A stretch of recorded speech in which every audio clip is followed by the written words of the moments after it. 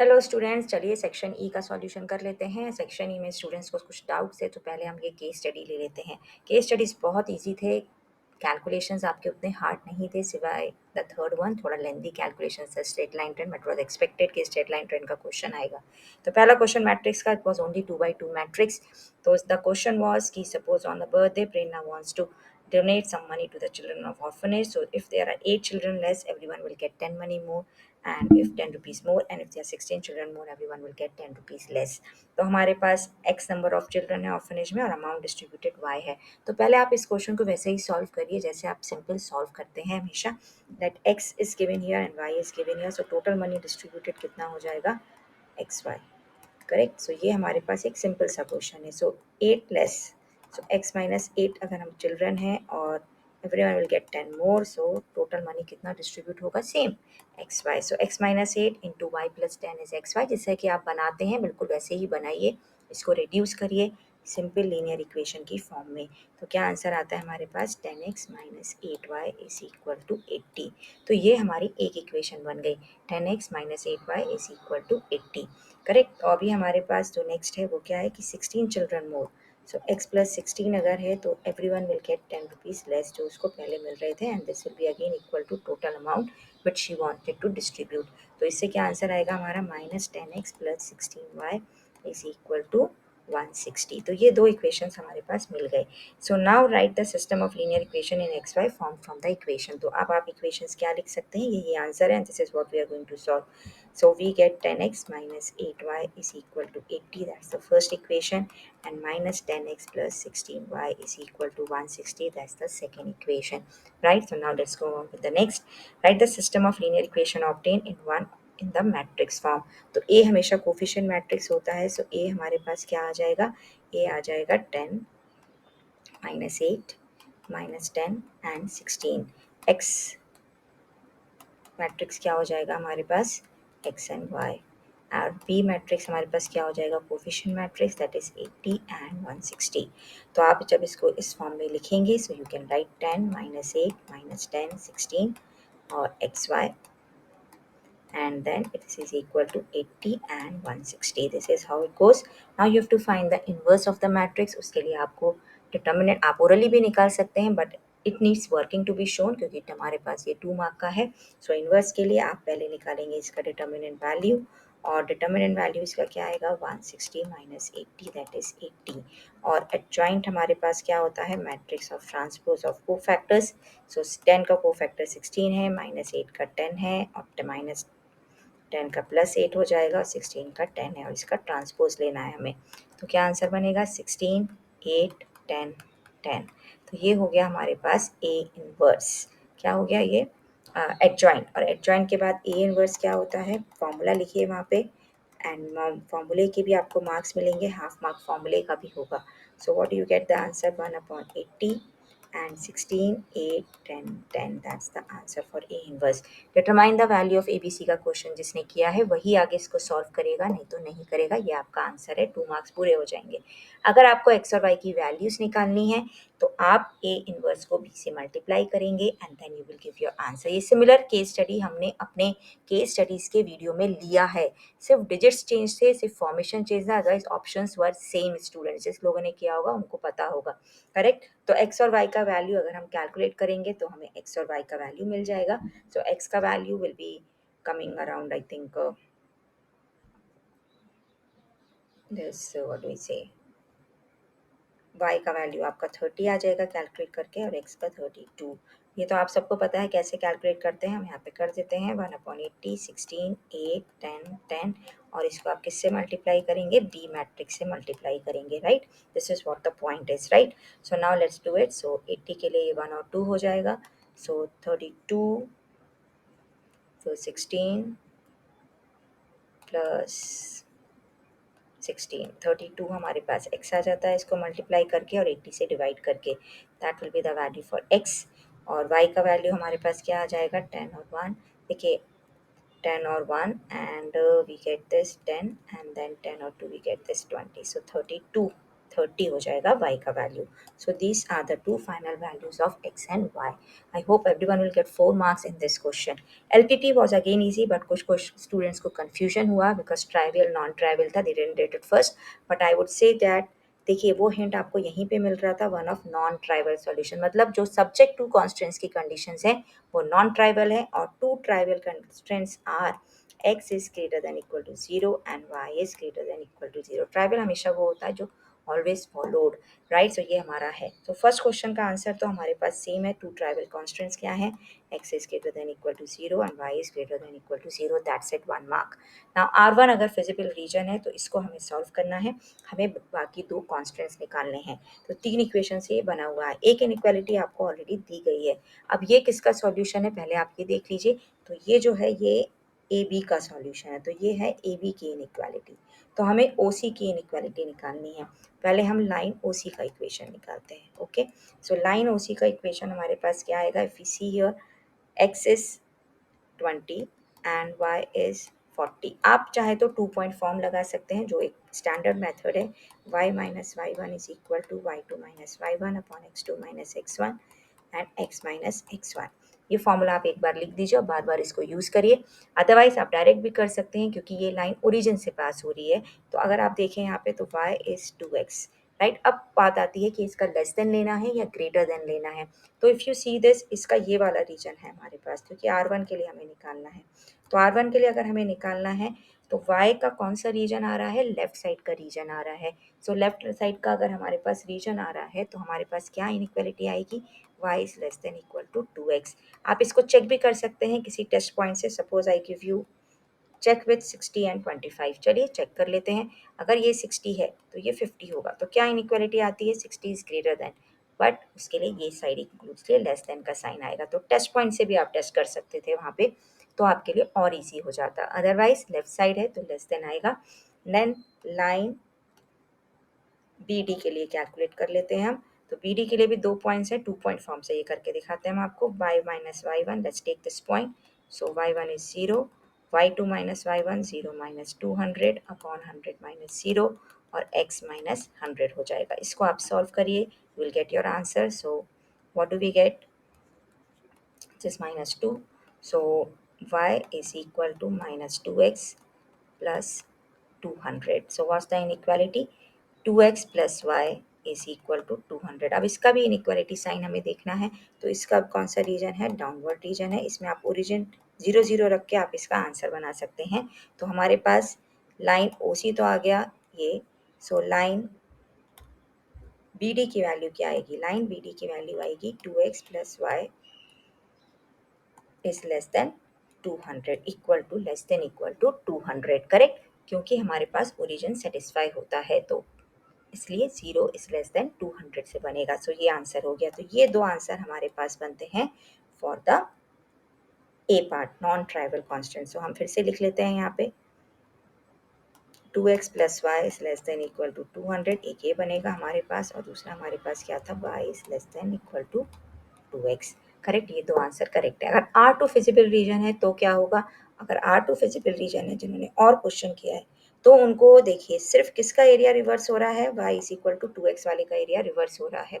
तो उसका inequality sign change होगा, बाकी किसी का इनइक्वालिटी साइन चेंज नहीं होगा.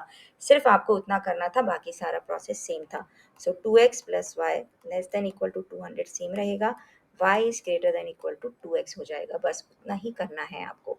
अब आपको निकालना था थर्ड पार्ट कि आपको कॉर्नर पॉइंट्स पे वैल्यू निकालनी है. तो हमारे पास कॉर्नर पॉइंट्स कौन कौन से हैं R1 के लिए? 50 और 100. Then we have 20 40 0 50, 20 40 0 50 and 0 200. अब इस पे आपको वैल्यू कैलकुलेट करनी है. 5x प्लस 2y की वैल्यू कैलकुलेट करनी है. तो 200 पे पहले वैल्यू कैलकुलेट कर लेते हैं 400, 0 50 पे कैलकुलेट कर लेते हैं 100 एंड देन 20 40 पे कैलकुलेट कर लेते हैं 100 प्लस 80 दैट इज़ 180 और फिर हमारा 250 plus 200 that is 450. So that is our maximum value at 50, 100. So this was the question of LPP. दोनों केस स्टडीज़ बहुत इजी थे और बहुत ज़्यादा कम टाइम में आप कर सकते थे. Now 38th question that was on this we have, so we can go for the straight line trend. Okay, चलिए इसको कर लेते हैं। चलिए फिर केस स्टडी 3 भी कर लेते हैं स्टूडेंट्स। 1 और 2 तो हमने आपको बताया कितना इजीली सॉल्व हो गया, उसमें ज़्यादा टाइम भी नहीं लगा। हाँ, केस 3 में आपको टाइम लगेगा, बट लगा भी होगा आप लोगों को, लेकिन ये थोड़ा-सा डायरेक्ट क्वेश्चन है। करेक्ट, इसमें आपको सिंपली कैलकुलेट करना है, बट इसमें एक छोटा-सा क्या दिया था उन्होंने, इवन नंबर ऑफ ईयर्स दिए थे। तो इवन नंबर को सॉल्व करने के लिए 2 मेथड्स होते हैं स्टूडेंट्स। करेक्ट, आप डेसिमल को रिमूव भी कर सकते हैं और चाहे तो आप डेसिमल के साथ भी कर सकते हैं। तो हम ट्राई करते हैं दोनों करने का, लेट्स सी फॉर दिस। तो चलिए कर लेते हैं हम। तो अभी हम छोटा सा टेबल यहाँ बना लेते हैं because we don't have much space here. तो चलिए फटाफट कर लेते हैं। तो 1996 we have, 1997 we have, so 1998 we have, 1999 we have, and then we have 2000। Correct, तो अभी हम इसको अगर सॉल्व कर लेते हैं,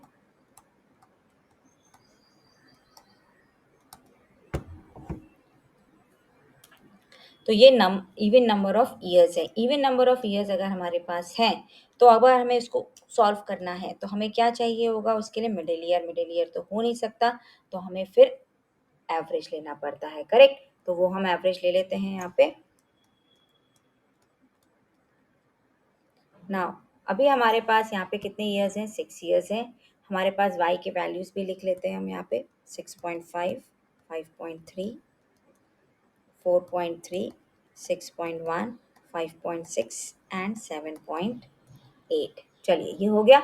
अभी हम निकाल लेते हैं x। x कैसे निकालते हैं, हम जब भी निकालेंगे उसको, तो x का फॉर्मूला क्या होता है हमारे पास, ईयर और ना एवरेज ऑफ मिडिल टू। तो मिडिल टू में हमारे पास कौन कौन से ईयर्स आ रहे हैं, 1998 एंड 1999।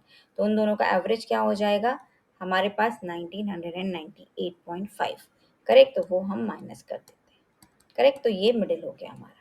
तो वो हम कैलकुलेट कर लिया हमने, तो उसके लिए हमारे पास डेसिमल्स में वैल्यूज़ आ रही हैं, तो उसको ही हमने आपको बोला कि आप उसको अवॉइड कर सकते हैं। तो हम आपके दोनों वर्जन्स यहाँ पे कर देते हैं। तो अगर हमने सब्ट्रैक्ट किया direct, so -2.5, -1.5, then we have -0.5, then we have 1.5, then we have 2.5, and then we have the last। Correct, तो ये हो गया हमारे पास। करेक्ट, तो ये हमारे पास 6 वैल्यूज़ हो गए। नाउ वी लेट्स को थोड़ा सा और अच्छे से लिख देते हैं, तो आप लोगों को क्लियर हो जाएगा। Correct, now here what we have.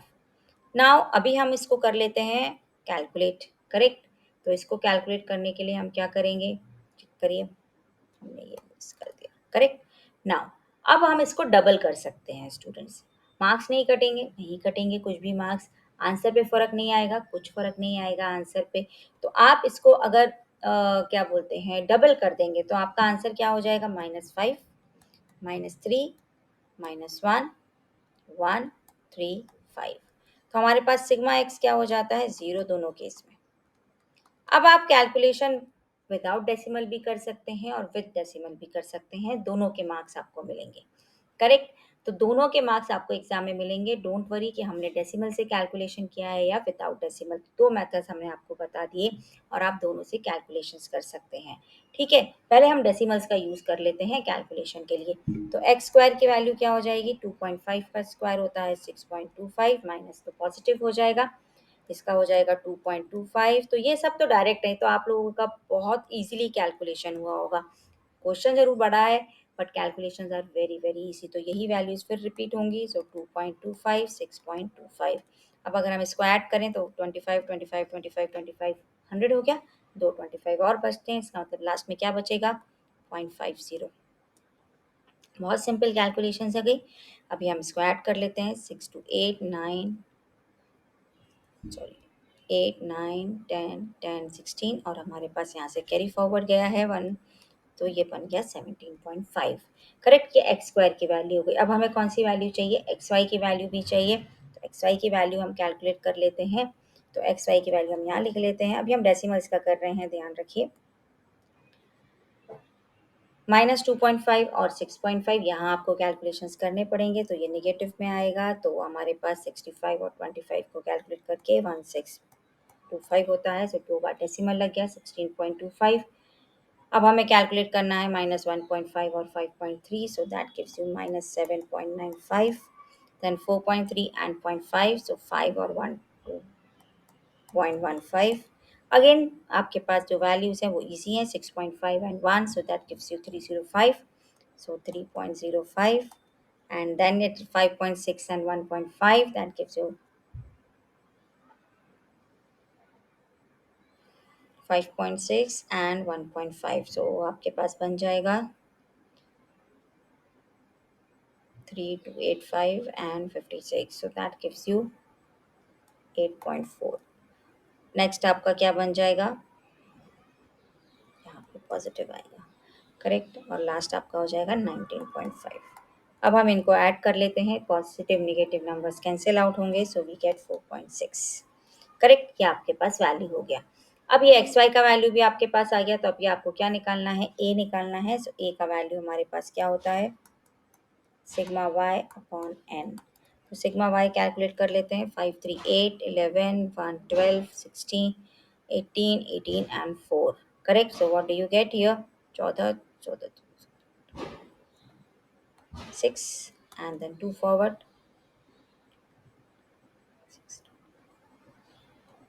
35.6. Correct, so हमारे पास क्या आंसर बन जाता है, 35.6 upon 6. So what do you get the answer as 5.9.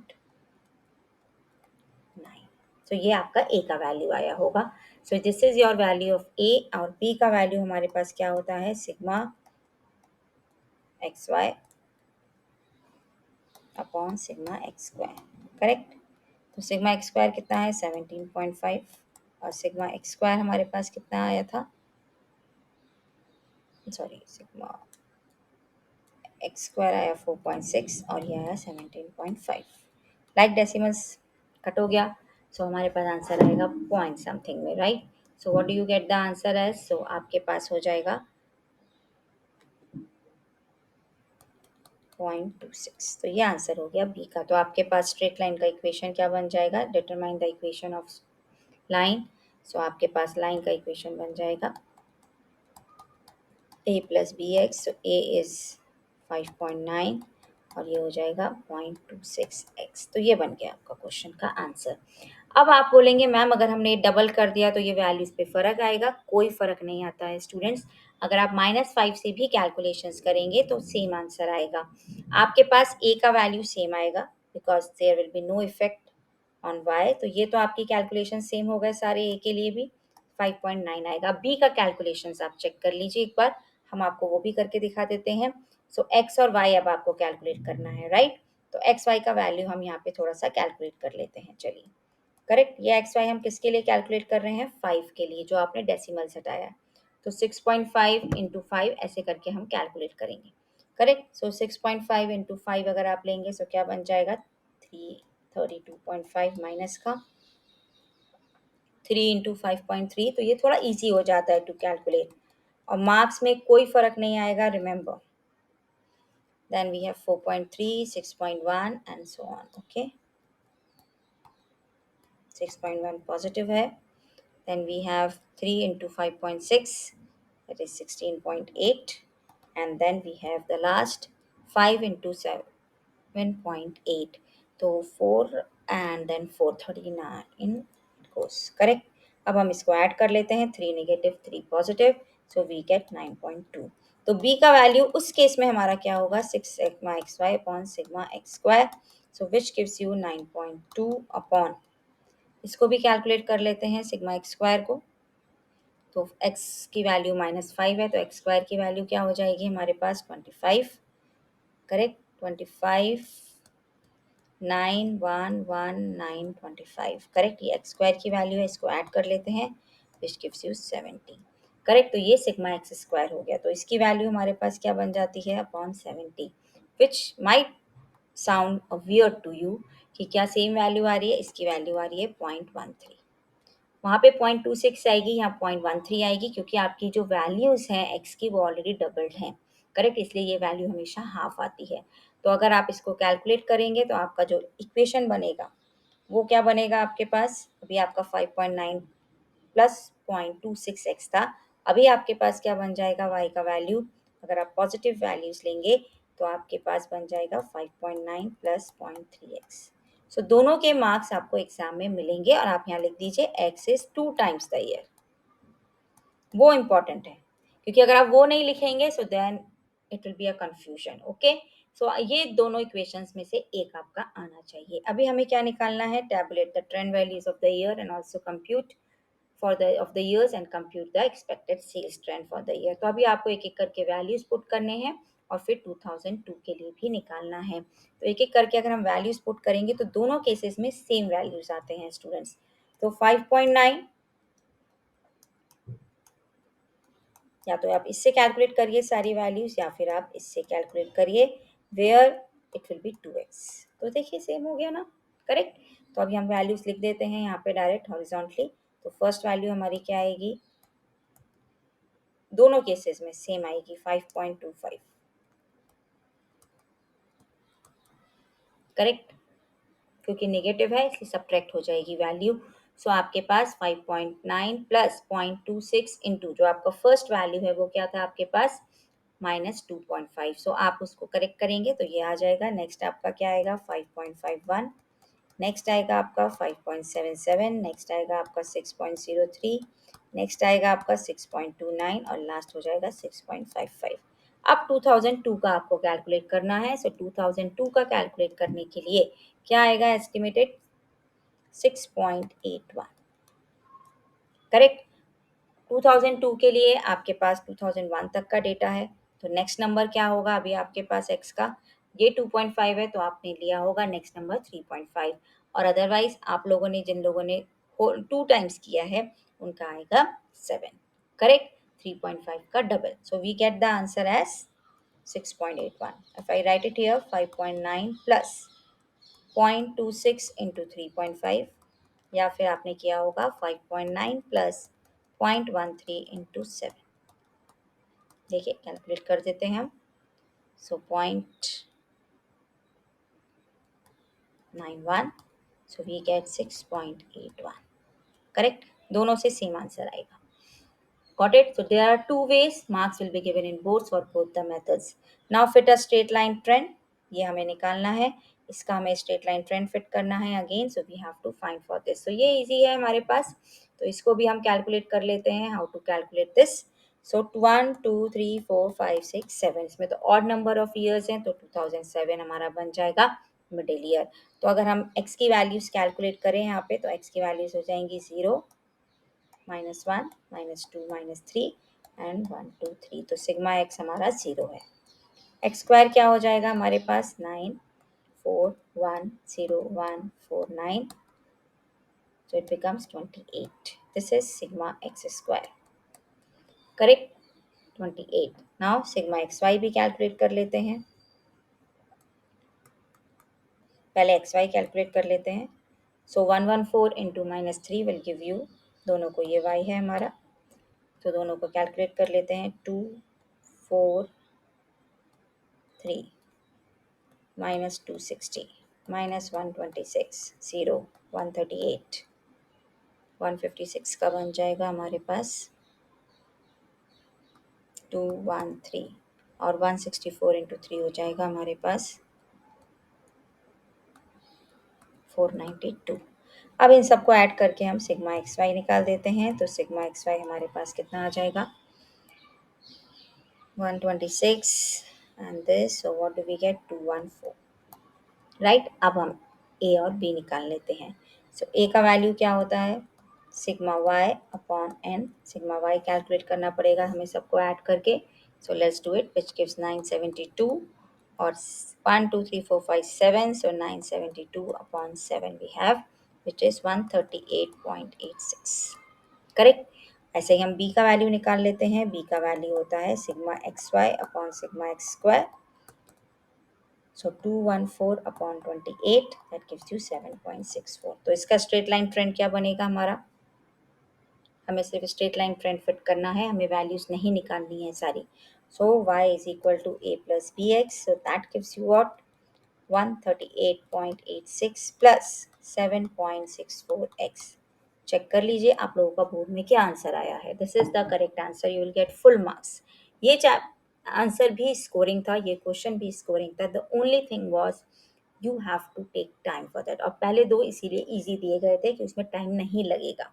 So this was the reason. Clear to all, right? So let's move on to the next section. चलिए a square का value पहले calculate कर लेते हैं, section B का solution start करते हैं। तो ए square minus 8a plus k आई, तो ए स्क्वायर हमारे पास क्या हो जाएगा, 10 minus 17, 10 minus 17, correct. So let's calculate this value. So 1 और ये तो ज़ीरो हो जाएगा हमारे पास, then both will be zero, then we have -1 and -7, so we get -8, then we have 49, correct. Now ये वैल्यू हो गया ए स्क्वायर का, सो ए स्क्वायर माइनस 8a करना है हमें। सो ये ए स्क्वायर है, so we take it directly here, 8a, so we get what, 8 0 minus 8 and 56, correct, plus k i, सो के 0 0 के, और ये सब मिला के हमें क्या देगा, ज़ीरो देगा। हमें के का वैल्यू चाहिए, correct. Let's do it. So 1 minus 8 plus के इज 0, तो के का वैल्यू क्या आ जाता है, 7। आप क्रॉस चेक कर सकते हैं कि दूसरी प्लेस से भी हमें सेम वैल्यू मिल रहा है या नहीं। This is the correct answer for you. So 49 minus 56 plus के इज 0, सो यहाँ से भी हमें के का वैल्यू 7 मिल रहा है। So that's our correct answer. Okay, 2 marks full. Now we go to the next. और पार्ट है, आपने कोई सा भी अटेम्प्ट किया हो। So x minus y is 1 minus 1, we use the equality concept. 2x plus z is 5, 2x minus y is 0 and 3z plus w is 30. तो यहाँ से हमारे पास क्या वैल्यू आती है y की, 2x। Let's put it here. So x minus 2x is equal to minus 1, so minus x is minus 1, so x का वैल्यू कितना हो जाता है, 1। यहाँ से हमने यूज़ किया था y is 2x, so y का वैल्यू हो गया 2। Now we can easily find z also from this. So let's put it here. तो z का value 3 आ रहा है, and if you put z as 3 here, so w is coming 4. So 1 2 3 4. So let's go for Cramer's rule now, right? So that is what we have. So Cramer's rule के लिए पहले हम d calculate करेंगे, which will be 2 3 11 and minus 5, which gives you down minus up, that is minus 10 minus 33, that is minus 43. Now dx1 क्या हो जाएगा हमारे पास, 5 6 3 and minus 5, so that is minus 25 and minus 18, that gives you minus 43. बहुत simple सा question था, बहुत easy calculations थे। 2/2 का ही मैट्रिक्स दिया था उन्होंने। सो 2 11 and then here we have 5 and 6, so 6 to the 12 minus 55, we get minus 43। तो इसको अगर हम डिवाइड करेंगे तो x1 का भी वैल्यू 1 आएगा और x2 का वैल्यू भी 1 आता है। So that was your answer. Now linear programming में ग्राफ जरूर दिया था उन्होंने 2 मार्क्स में, which was not expected, but the equations were very easy students. तो आप इसका सॉल्यूशन सेट एक बार बना लीजिए। अगर x और y के दो वैल्यूज, x 0 होगा तो y विल बी 1, और y अगर 0 होगा तो x will be -1। So we can plot it like this. So this is 0, 1 and this is -1, 0। अभी हमें चेक करना है कौन सा रीजन है इसका, अपवर्ड की downward. So which plane is it. So अगर हम टेस्ट पॉइंट 0 0 लेते हैं तो 0 इज लेस देन -1 आता है। So 0 will not be included, so this will be upper region. Now we calculate for this. This is an equation passing through the origin. So this is simple solution 0 0 and then 1 1, correct? So this goes like this. अब इसका कौन सा reason है, let's take anything. So इसका हमारा राउंडवर्ड region आएगा, because if we take a test point, suppose I take 2 and 1, so -1 is less than 0, which lies on this side, 2 1 यहाँ पे कहीं लाई करेगा, करेक्ट। सो इसलिए downward region. So what will be the answer, no solution, no feasible region, so no maximum value, so no feasible region, no solution. तो कोई भी value के लिए मैक्सिमम नहीं होगा। Now we come to the next. Now this was very easy. I आपको calculate करना है, 6/400 होगा because it is quarterly. P will be R upon I, so R will be 600 upon 6 into 400, so this goes 100, so the answer is 40,000 rupees। very simple question, 2 marks। बहुत सारे students को 10 on 10 आना चाहिए students, this was very simple। now CAGR का formula is end value upon initial value raised to 1 by n minus 1। ये सब हमने videos में बहुत अच्छे से आपको सिखाया है, and I hope my students would have done really well। so 50,000 20,000 raise to 1/3 -1 into 100। तो ये वैल्यू तो आपको ऑलरेडी दी गई है 2.5, आपको बस सब्स्टिट्यूट करना था, माइनस करना था और इंटू 100 करना था। So was the answer 35.5%, right.